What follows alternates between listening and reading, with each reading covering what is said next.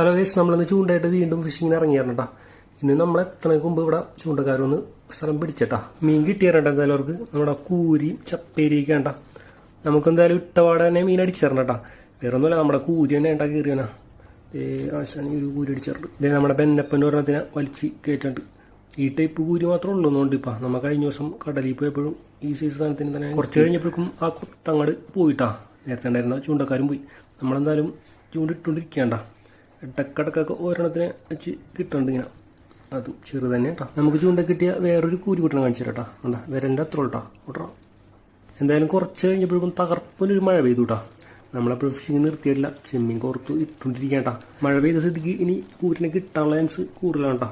മുകളിൽ നിന്ന് ഫോട്ടോ ഒക്കെ എടുക്കണം കേട്ടോ. അതേ ആശാനി മീൻ അടിച്ചാണ് കേട്ടോ. 2 കൂരിനെ ഒരുമിച്ച് അടിച്ചാറുണ്ട്. ഇന്ന് മൊത്തം കിട്ടിയത് കുഞ്ഞു കൂരികളാണ് കേട്ടോ.